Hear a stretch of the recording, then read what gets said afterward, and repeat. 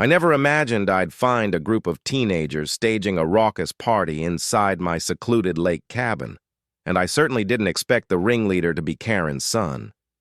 It all started on a Friday afternoon when I drove up to my little sanctuary after a draining week. The lake house is my refuge, a tucked-away spot away from nosy neighbors and the city's constant buzz. I hadn't been up there in a month and was craving the quiet. Pulling into the gravel drive, I noticed something was wrong immediately. Muddy tire tracks scarred the path, and a red Solo cup was abandoned on the apps. A cold knot formed in my stomach. I walked up slowly, trying to keep my footsteps soft. As I neared the front door, the thump of bass leaked out, loud pulsing music. Someone was in my cabin. I unlocked the door with my key and pushed it open. Inside, teenagers scattered like roaches when the light flipped on.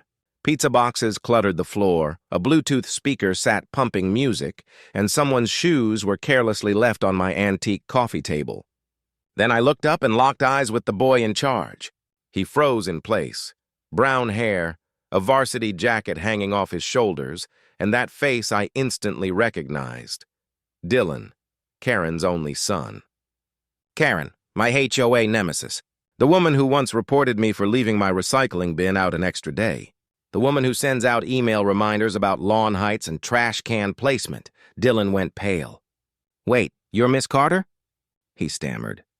This is your cabin?" "Yep," I said, keeping my voice level. "And you're trespassing." His expression made it seem like he wanted to disappear through the floor. His friends muttered half-baked excuses and began stuffing things into bags. A girl tried to sneak out the back door. I didn't raise my voice or throw accusations. I pulled my phone out instead and said, "I think your mother would be really interested to hear about tonight." The panic that washed over him was deliciously obvious. But I didn't dial her number. Not then. I decided to play a longer, quieter game because neither Dylan nor Karen knew a key fact. Starting next week, I would be vice president at the realty company where Karen worked as a property manager. In other words, I was about to be her boss. I told Dylan firmly, "You have 24 hours to clean every inch of this place like your life depends on it. Or I call the police and then I call your mother." He nodded so quickly his head bobbed. That was only the opening move. The next morning I returned, braced for sloppy teenage results.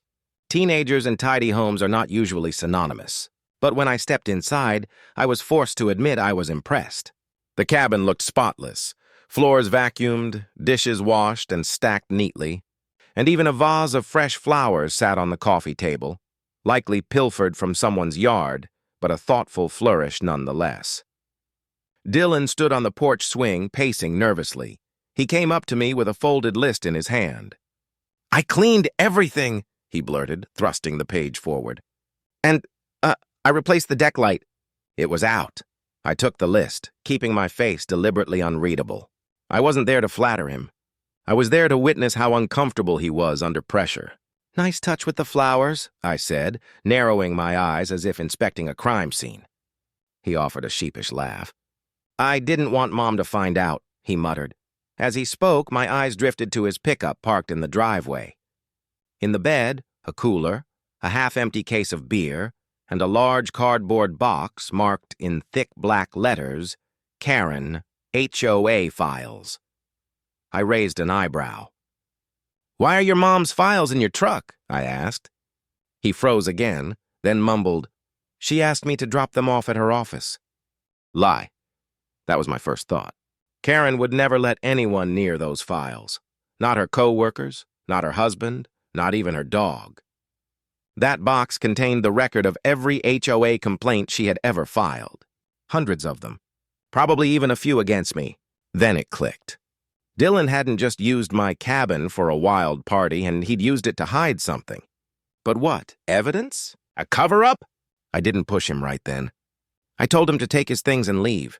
I'd decide how to handle this later. By Monday, my focus was on something much bigger. My first day as vice president at the realty company. New office, new title, new responsibilities, and a very familiar face sitting outside HR. Karen. She was too busy arguing with another manager about some urgent files that had gone missing over the weekend to notice me at first. When she finally looked up and saw me walking toward the executive wing, her face went from irritated to horrified. "Miss Carter?" she asked, blinking hard. I smiled. "Karen, what a surprise seeing you here." The realization hit her like a sledgehammer. You work here?" I leaned in just slightly, enough to make her shift uncomfortably. "Oh, I don't just work here, Karen. Starting today, I'm your boss." Her mouth fell open. The air between us went thick with tension, and I hadn't even brought up her son yet. She didn't say another word as I passed, but I could feel her glare on my back all the way to my office. She knew something was coming, or at least she suspected.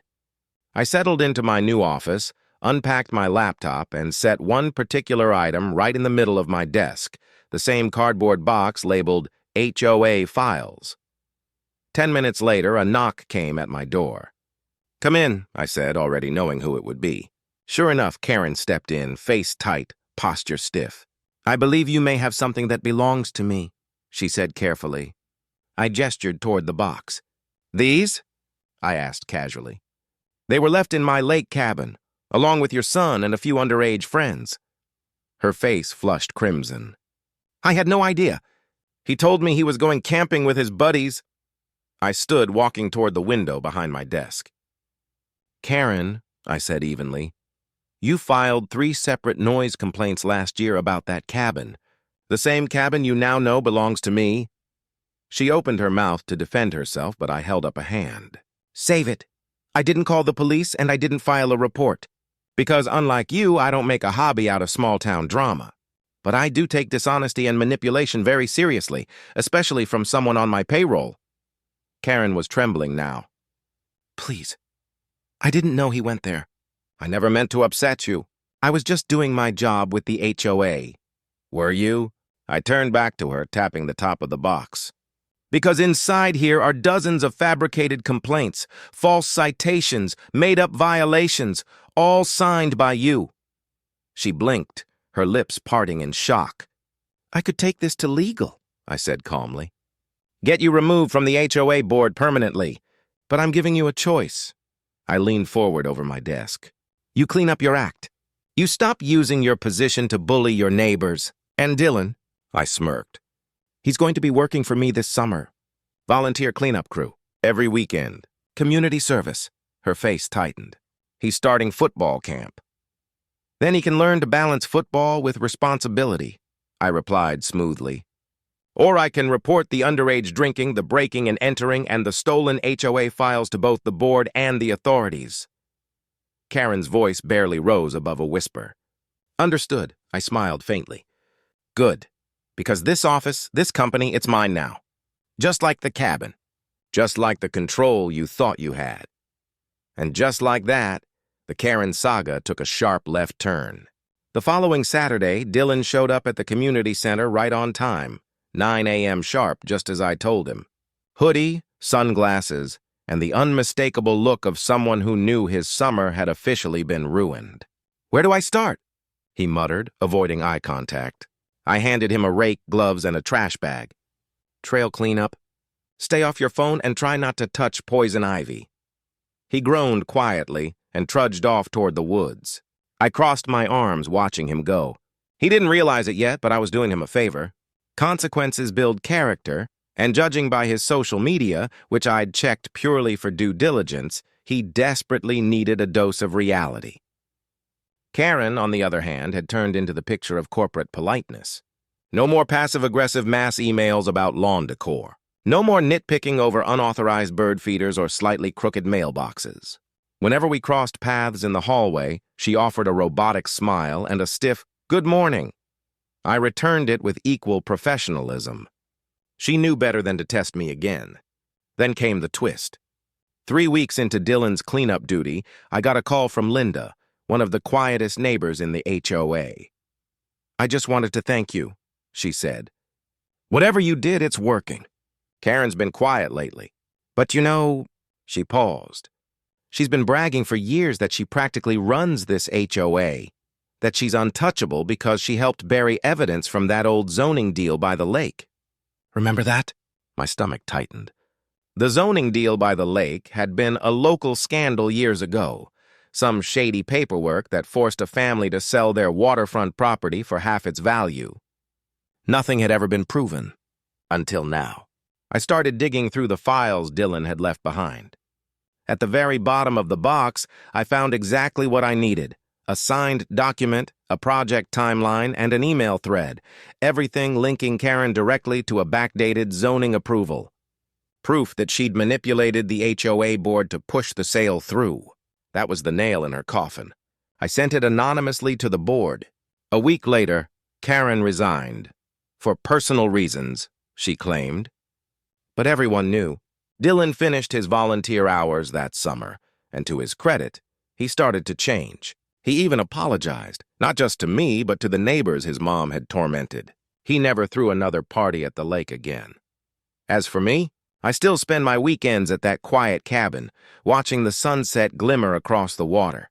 I still smile whenever I think about how a wild teenage party, a cardboard box, and a little patience completely flipped the HOA's power dynamic. Funny thing about Karens, they always think they run the neighborhood, until they finally realize who really runs the show. If you enjoyed watching Dylan's reality check and Karen's well-deserved downfall, make sure to hit that like button.